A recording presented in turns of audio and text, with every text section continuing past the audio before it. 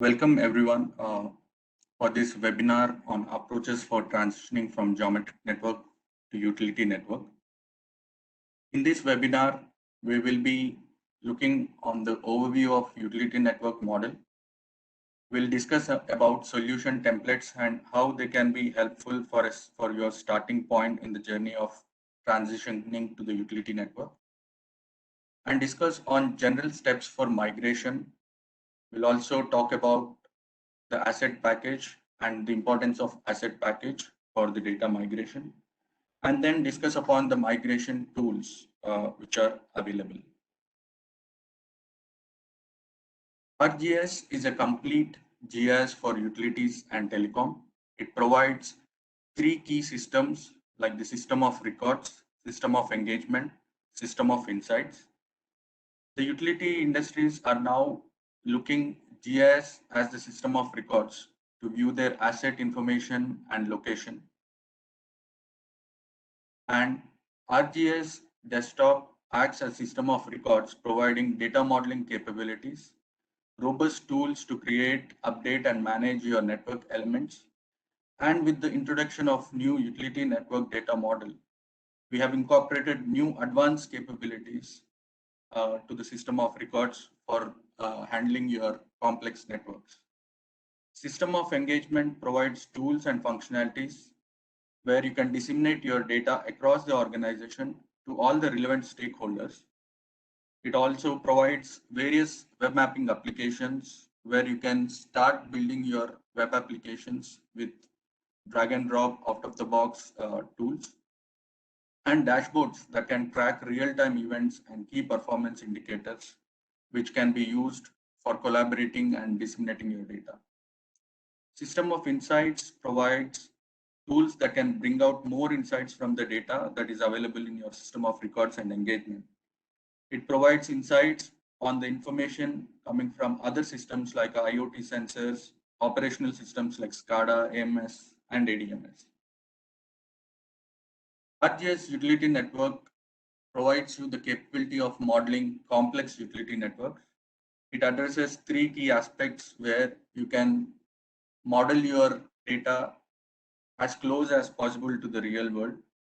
It provides multiple visualization and embedded analytic tools to disseminate your data. And with a secure, pervasive access, you can have your data on multiple devices. The advanced modeling capabilities gives you functionalities to subcategorize your data in terms of tiers. For example, in the electric utility network, you may have to subcategorize your network as generation tier, transmission tier, distribution tier. And then during this process, you can also define behaviors for each individual tier separately. It provides connectivity tools like in the earlier geometric network, the connectivity was established by coincident geometry. However, utility network provides you with advanced connectivity options where point and line features can be connected logically without any physical connection, but still participates in the connectivity of the entire network using connectivity associations. It also provides complex modeling capabilities in terms of containment, where you can contain multiple devices into an assembly, and this can help you in modeling the internals of any particular assembly in a very realistic manner. Visualization and embedded analytics helps you enable your business workflows by creating multiple rich looking maps with predefined symbology which is provided. And it also has the capability of schematics, which is now inbuilt into the utility network data model. You can have multiple views of the same network in a single interface where you can see the map view and the schematic view side by side. You have various component views where you can model the internals of, let's say, a substation or gas station and view all the internal components of that particular network element. Advanced analytics provides you tools with tracing functionalities where you can define multiple conditional barriers and functional barriers to analyze the trace results in much more efficient way. It provides you historical and planned views where you can go back to a time and see how the data looks at that particular time. And you can also segregate between your historical views and planned views. It is now having full capability of 3D visualization, which helps you to map your underground networks. In 3D view, you can see how the networks are available, how complex networks are available in your underground data. And as it is a service-oriented architecture, it helps you to provide a secure and pervasive access where you can use your data on your desktop. You can access the data on the web, and the same data can be accessed on the mobile, giving it a single truth of data across the organization. Now, this slide provides you with an overview of the utility network data model. The utility network data model contains a shared structure network and one or more domain networks. So the domain networks are the actual network which holds your feature classes of devices, lines, junctions, and assemblies. So the device feature class can contain various devices, for example, switches, circuit breakers in terms of electric network, regulators or valves in water and gas networks, etc. And you have structure network which supports these domain networks. The structure junctions can hold features like your poles. Structure lines can hold features like your conduits, trenches, ducts, pipelines. And structure boundary can hold features like your gas station boundaries, electric substation boundaries, etc. It provides multiple options of segregating your entire data using tiers. Like for example, in the electric network, in an electric network, you can have multiple tiers like generation, transmission, and distribution. And these tiers can further be subcategorized as subnetworks. Example is for an electric distribution network. If you want to subcategorize all the feeders, you can configure the subnetworks for each feeder. And these subnetworks define the tracing functionality and how the features or the commodity flows through the entire network. The utility network also has network topology inbuilt. That means whatever the rules which you define in the network are validated against the topology, and dirty areas or point or line errors are created when once the rules are violated. We have to validate these rules successfully to proceed further in our data capturing and analysis operations. So that gives you the ability of data integrity from the day one itself. It also has network diagrams where default templates are provided. The organizations can also define their own customized templates, defining the layout, how the diagram should represent. And these can be used to create or generate diagrams with a single click. Let me go to a demo here.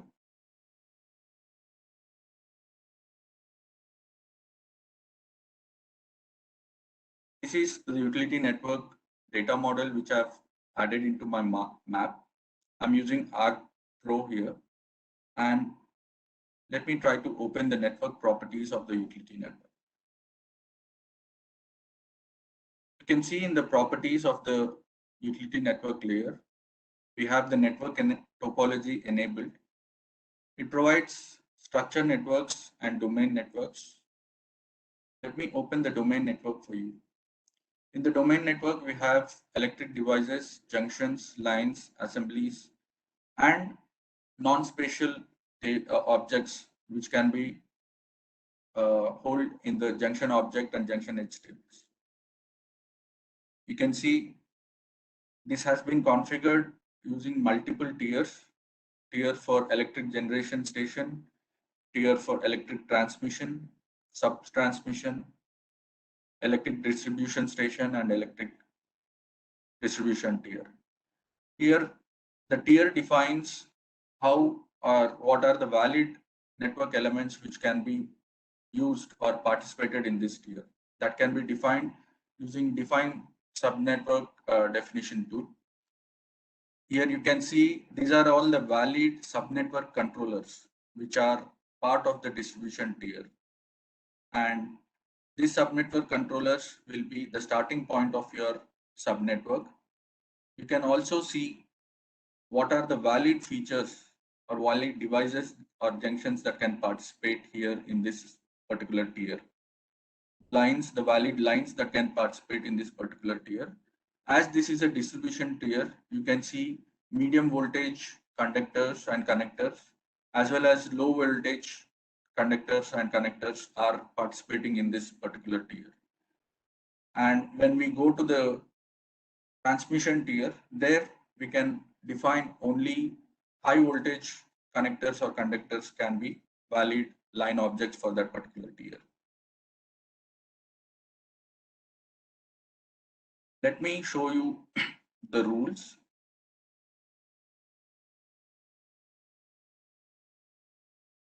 The utility network contains or provides options for various connectivity rules. You have junction-junction connectivity, junction-edge connectivity, edge-junction-edge connectivity, containment, and structural attachment. So junction-edge connectivity rules provides with options to connect or define what valid point features can connect to the line features. Here we can see in the electric device, which is categorized as asset groups and asset types. A rule defines that a high voltage transformer, which is of type AC three-phase power, from the low end of the terminal can connect to electric line of asset group medium voltage connector, which is of asset type three-phase. So this gives you the ability to model your rules beforehand, and which contains all your network integrity aspects. So users cannot connect or define any connectivity which is not defined in the rules of the utility network data model. You also have attributes and assignments where you can define fields or you can define network attributes which can be used in your tracing functionality. For example, here we have a device status field which is defined as the network attribute. And this network attribute can be used to control how the traversability of the tracing is affected. Let me show you that in the demonstration. Here you can see I'm going to a particular substation, and here I have high voltage transformers and circuit breakers or switches which are not connected physically, but going to the utility network data toolbar, I can view the logical associations using the view association connection. Here you can see a dashed lines represent how these objects are logically connected. I can perform a trace, and utility network provides multiple tracing options like connected, subnetwork controllers, upstream, downstream, isolation traces. For starting a trace, I can select the starting point of the trace, which is, I'm selecting this particular point here. And once the starting point of the trace is located, I can use the upstream trace geoprocessing tool. I can select the domain network, and I can select the tier in which I'm trying to trace this upstream trace. You can see the traversability aspects where you can define the condition barriers. Here a condition is defined such that any electric device status, if it is closed, the trace should stop at that particular point. So let me run the trace.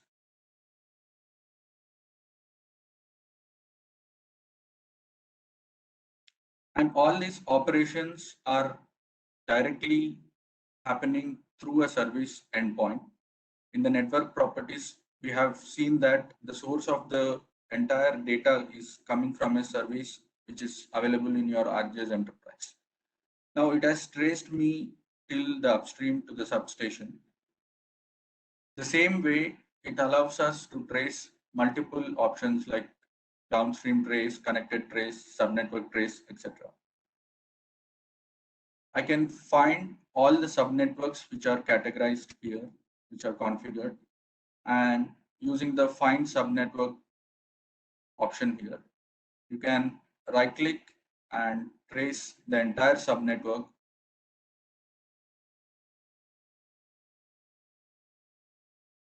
and all the trace results will be highlighted. Once the tracing completes, we can see all the features which are selected as part of the trace. And this trace gives us information on what are the elements which are selected. If I go to the attribute table, I can see what are the electric devices, how many types of low voltage generation devices are available, total of 131 type of low voltage lightings are available. It is the entire subnetwork is scattering to 1422 service points. So all this level of information can be accessed once we done this trace. It also provides tools for network attributes, which we can categorize in the utility network data model. And the utility network data model also provides inbuilt schematic functionalities. I can just move on to another map here. And you can see there are tools for creating new diagrams. Let me take a moment so that it gives me the information. As it is coming from service, it is trying to get the details of all the selected elements in the network.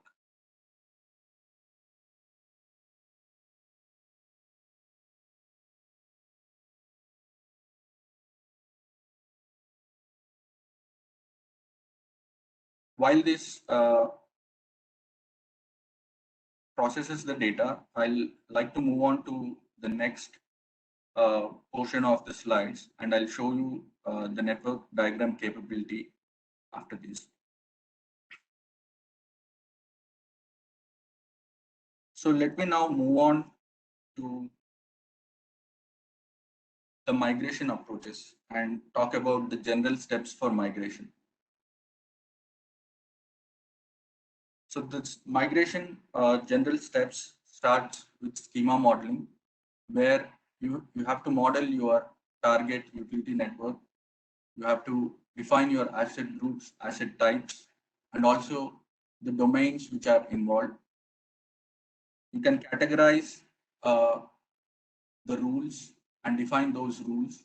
You can define the tiers and subnetwork definitions. Schema modeling is the important and starting point of your migration steps. It is recommended that during this exercise, all the relevant stakeholders participate in this mapping so that you capture each and every relevant aspect of your network. Once we have the target schema model, we can use the mapping of source to target feature classes. We know that in geometric network, there are multiple feature class which holds electric devices. For example, we have a single feature class for circuit breakers, we have feature class for switches, we have feature class for transformers. But in the utility network, all these feature classes are migrated to electric device. So we have to start with mapping the source to target feature classes. Once the source to target feature classes are mapped, you have to map the fields. And here we can map the target, the source fields to the target fields in the utility network. If the target fields are not available, we can create these target fields and then map the source and target fields in the utility network. Once the fields are mapped, we have to also map the domains. So there might be a lot of domains available in your source data set, which has to be migrated to the target data set. These domain level mappings have to be done so that the relevant data is being migrated to a particular coded value domains. Now to start with this migration approach, we have solution templates. Solution templates can be a starting point for your utility network transition. The solution networks are available, the solution templates are available for electric, gas, water, and telecom. These solution templates provides key information on getting started with your transition. The solution template provides base schema, and this base schema contains the predefined utility network properties like tiers, asset groups, asset types that are already configured for you. They also provide pre-configured connectivity rules that define behavior of the baseline schema. It also contains pro projects with maps and symbology defined in those maps, which can be starting points for you to configure and publish the utility network. And with this solution templates in the set package, you also get sample data, which can be used for visualizing and testing the data for your readiness on your migration journey. Also comes all the asset package of all the solution templates comes with data dictionaries. The data dictionaries are places where you can get more information on your asset package of your respective solution templates. So for electric, you get all the details of what are the feature classes available, what are the asset groups and asset types available, and what are the coded values domains which are mapped in the target utility network. So this would be a very helpful resource when you are mapping your source data and using the solution template or the standard utility network data model, which is provided, using that as a target. And when you are starting the migration to that particular target data model, these resources will come into handy. Now, if you are not relying on the solution templates standard data model which is available, you can also create utility network from scratch and build your own utility network data model. These are some high level items or configurations which you need to do when you start creating your utility network from scratch. You have tools available in terms of utility network tools, which helps you to create or to create the utility network, to add domains. So these basic starting points are like you have to first create your utility network and you add your domain network using the add domain network tools. Now at this point, after adding the domain network, you can define your asset groups and asset types. Then the terminal configurations can be defined and set to particular asset types. The terminal configurations define the flow of the commodity in your utility network. You can use add rules geoprocessing tool to define rules for the asset groups and asset types which you have created. And then you can define network categories, network attributes, and assign those to the particular fields or the asset types which are available. You can define association rules, and finally you can add tiers and define subnetwork definitions on how to control those tiers or what behaviors we need to append to those tiers. That can be done. Once you have done that, you can start or you can upload or migrate your data into this utility network which you have built for your organization.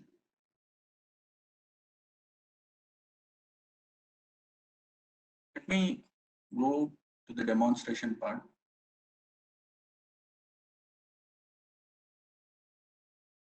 You can go to the solution templates. Here you can see there are multiple solution templates defined for each verticals. You have solution templates for electric, gas, sewer, water distribution, etc. And going to a particular solution template, you can get the solution template for enterprise, and then you have defined steps on how to deploy these solution templates.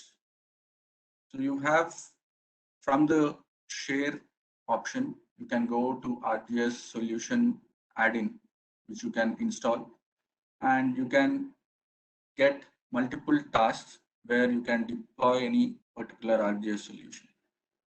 So once I click this task, all the solutions which are available are highlighted to me, and I can select any particular solution template and I can deploy that into my enterprise organization.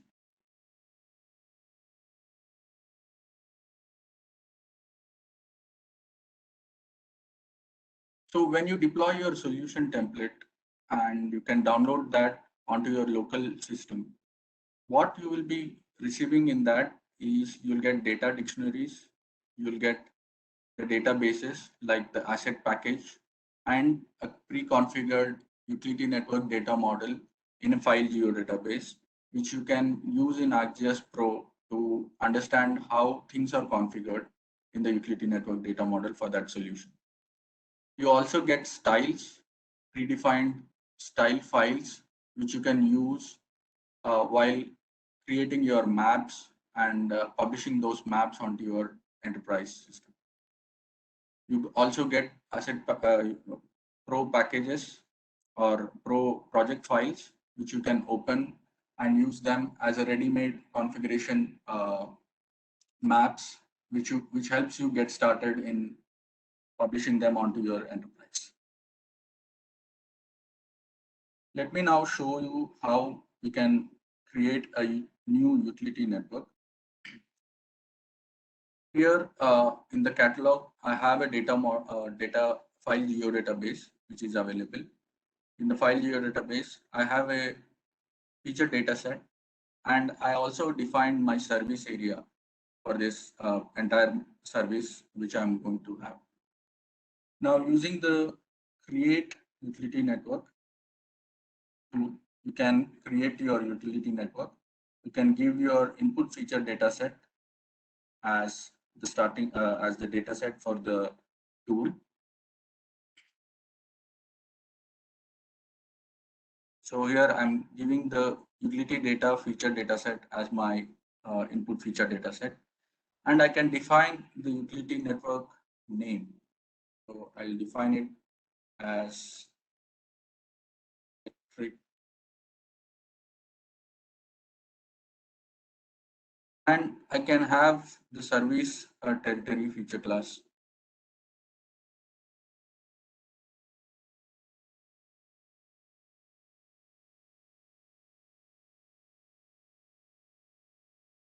It creates a structured network and the utility network data set inside my file geodatabase.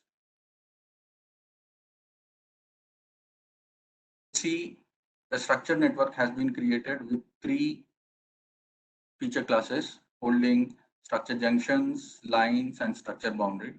And also a utility network has been created here. Now, to add domain network to this particular utility network, which we have created, I can use the add domain network tool. I can select the utility network which I have created recently.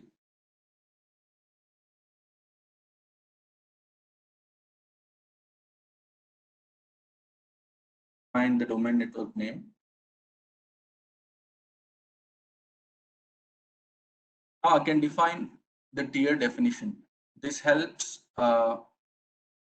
when you are trying to define the definition for particular industry. For example, for water, we will be defining it as hierarchical, and for electric, it will be a partition because it is partitioned as transmission, distribution, generation, transmission, and distribution, etc. You can define it as a subnetwork controller type, whether it is a source or sink. For sewer, we define it as a sink because the water flows towards the sink. And you can define a domain network alias name and run the add domain network.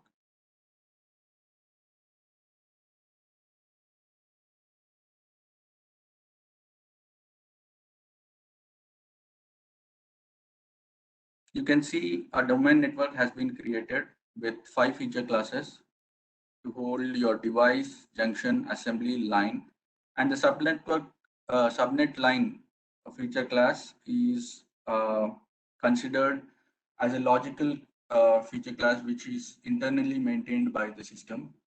It holds the subnetworks, which can be like your circuits or your feeders. Now let me add a map.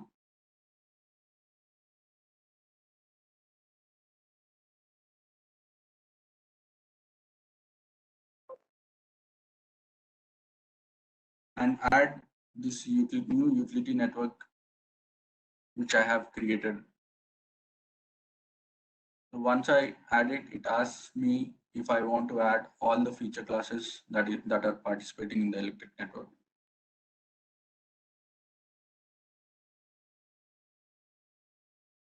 Now we can see these feature classes are added here and they are categorized based on the asset group and asset type.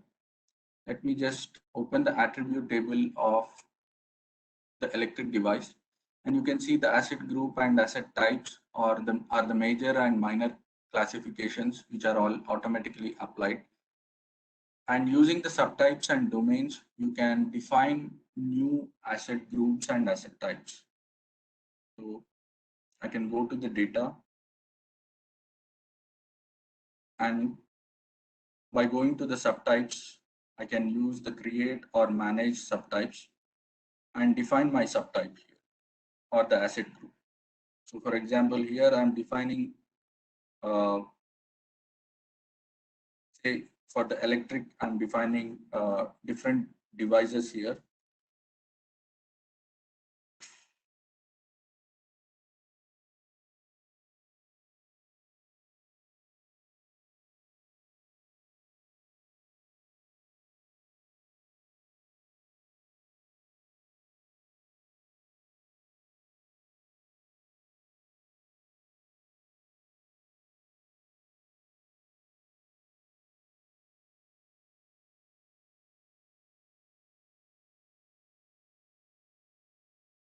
So it depends on how we want to model our asset groups. Once I have defined the asset groups, I can save them.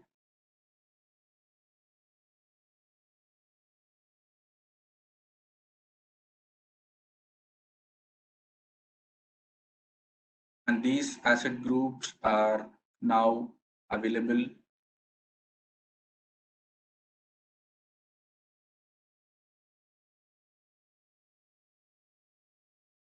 You can see the asset groups which we have created are defined here.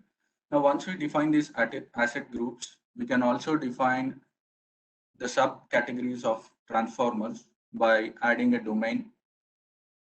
These are all coded value domains, and in the transformers, I can have a subcategory for transformers like power transformer or substation transformer or low voltage transformer. So it depends on our organization standards on how we want to model our asset groups and asset types. Once this has been modeled, you can use the add tools, add rules geoprocessing tool.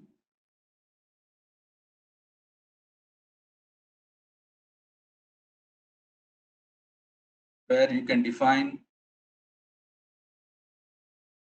your utility network, the rule type, whether it is a junction edge or junction junction, and you can populate all your asset group or asset type information, that is from table to table, and define a rule in your network.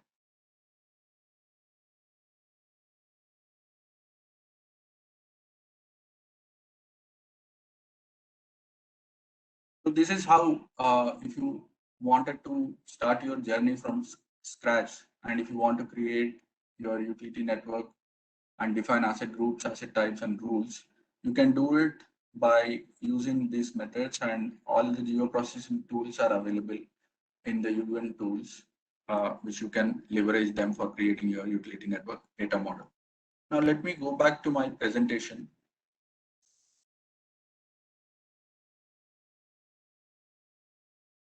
and discuss on various migration tools. So here there are three options for migrating your data: append tools, data loading tools, and data interoperability extension. This particular slide gives you or demarcates the functionalities of various approaches which you can take. The append tool is basically a simple data loading tool where you can directly map your source to target, and it also gives functionalities for expression or logic-based calculations. Whereas data loading tool provides you with more options on mapping your subtypes and domains from your source data.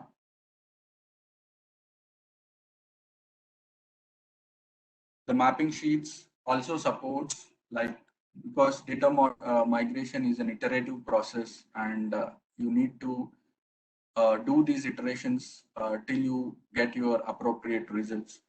The mapping workbooks can be used, they can be tweaked, they can be modified, and the migration activity can be run in an iterative process.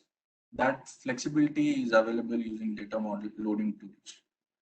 And the other option is using the data interoperability extension, which provides you additional capabilities of transforming your source geometries while migrating them to the target data model. For example, defining few of the geometries with an offset, like for example, poles, which are earlier as part of your network connected, now can be moved by defining some offsets and migrated to your target utility network data model. So as discussed, the append tool supports simple data loading. It supports direct loading of data from source to target, where you can map the source fields to the target fields. It does not support domain mapping of source to target, which is required and which is common in any data migration activity.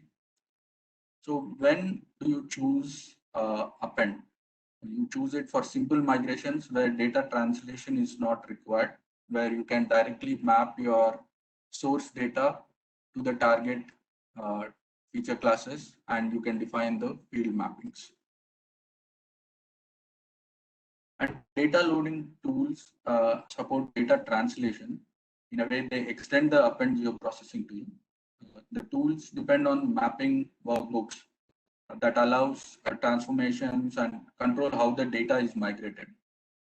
Because the data migration, as we discussed, is an iterative process, the data loading tools provide the flexibility of iterative migration, where you can modify the mapping workbooks till appropriate migration results are achieved.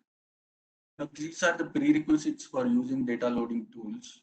You need to have Microsoft Office Excel, because the workbooks are created, ArcGIS Pro with UN tools, and you can use the data enterprise data management solutions, which can be used as your baseline schema, or you can create your utility network target data model from the scratch, as I have shown you earlier. And for these tools, whether it can be a file geodatabase or enterprise geodatabase, both can be used as your utility network source and target databases. And you need to have ArcGIS utility network user type add-on for publishing your data when you are using enterprise geodatabase. This is the high-level workflow of data loading tools, where you analyze your source data and target data. Then you clone your Python environment and you install the data loading tools. Using the create workspace tool, you create the data workspaces and then you map those fields to the target fields and then execute it to migrate your entire data. So the data loading tools are available once you clone your Python environment. You have the data DLT solution tools which you can install so that you don't alter with the existing Python environment. And when you have these data loading tools, you have a data loading toolbox available where you can create data loading workspace and execute your data load options. Now here you can see a screenshot of create data loading workspace where at one end are the source feature classes. Here I am mapping multiple source feature classes into a single domain network electric device feature classes in my target utility network data model. By executing the tool, it generates workbooks for each feature classes in your source data. And these workbooks have mapping sheet, target schema, target subtypes for reference, and domain field tabs, which you can manipulate and define your source to target domain mappings. Now, in these workbooks, you can use multiple ways for loading your data. You can use expressions. For example, in the asset group, I know that the target uh, asset group coded value is 3, and here I have populated that expression. You can also use field mapping. These workbooks provides you a drop-down list where you can directly map your fields from target field to the source field.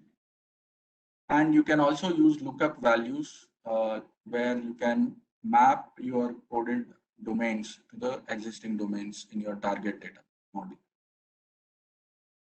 Once you create these workbooks, you can repeat this process for all the spreadsheets and then execute the data load tool to run your data migration transformation. You can use these workbooks as reference and you can modify them, tweak them till you get your appropriate results. The other options are data interoperability tools, which uses FME workbenches. And you need to have data interoperability extension for these tools to use. The high level workflow is you analyze your data and source data and target schema. You download template workbenches which are available in FME sites, and you can map your source and target in the schema mapper. You prepare your target and asset packages, and then you update your data interoperability tool to execute your ETL workbenches. Just go back to the demo.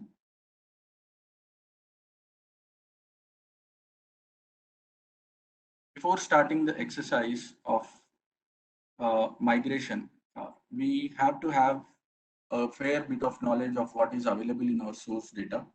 So here I have manually created a mapping with all these stakeholders involved, where we have mapped various feature classes in my source data model to the UN feature classes. For example, distribution points, distribution transformers, dynamic protective devices are mapped to electric distribution device feature class in my utility network target data model. Similarly, line features are also mapped. Once this mapping has been done, further the mapping has been refined where we have mapped the asset groups and asset types. So for example, in the distribution point, there are multiple asset types available in the coded domains, which can be mapped to the asset types in our utility network data model. Now let me open and explain the worksheets.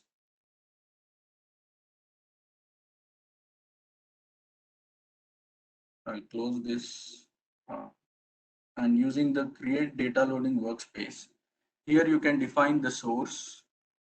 For example, I'm going to my source data model.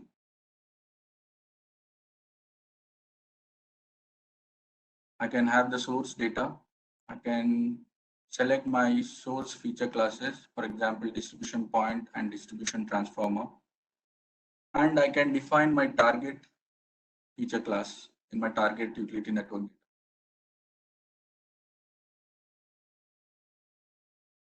The utility network data model, which I already have as my target data model. And I know that these are devices which are going into electric device feature.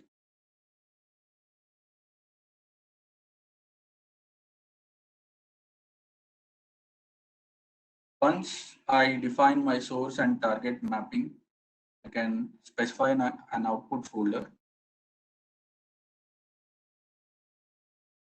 which creates these workbooks.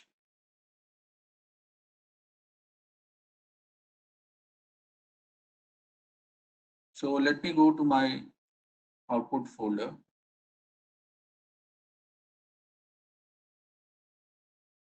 I can see these are the data loading workspaces, and you can see multiple workbooks have been created, which I've already done earlier. Let me open the feeder tab. And here you can see in this workbook which is created, you have the mapping sheet, which has all the target fields, and you can populate expressions, or you can select from the drop down where all the source fields are available here, which can be used for mapping. The target schema and target subtypes are created, are tabs which are created for reference, which outlines all the schema of the target. What are the fields, the aliases, what data types those fields are, the lengths, what domains are assigned for the target schema. Similarly, source schema tabs are also defined for reference purpose of your entire source schema. Now, here I can see, when I go to the mapping sheet, I have a target field called operating voltage, which I can populate based on a lookup sheet. Here I have operating voltage lookup sheet, which has generated. And manually, I have defined the new lookup values, which are available in my target data model. So, and after defining this, we have defined here what is the lookup sheet it has to look into, and the lookup key values, and what are the new values which has to be migrated into. So once you define all these aspects, you can use the execute. You can use the execute data load. The execute data load takes in the data reference workbook. You can see here, once we have created the data, you have a data reference mapping sheet, which is the input for your executing the data load points. It contains the source data paths and the target data paths, and the mapping sheets will have the field mappings and domain level mappings which we define. Once we execute the data will be loaded into your new utility network data model. Here you can see these are my source geometric network, where I have multiple feature classes for devices like lighting arresters, correcting equipment, protective device, etc., power transformers, etc. And once we have migrated it into the target UL, you can see all the data has been mapped to your electric device based on the mapping sheets or the workbooks which we have used. So with this, I would like to conclude. And let me quickly go to the summary of what we have discussed in this webinar. We have explored the utility network model. We have seen how solution templates can be used to kickstart your transformation to utility network, and discussed on general steps for migration. We have understood what is an asset package and what are the various options available for migrating, various migration tools that can be leveraged to make transition to the utility network data.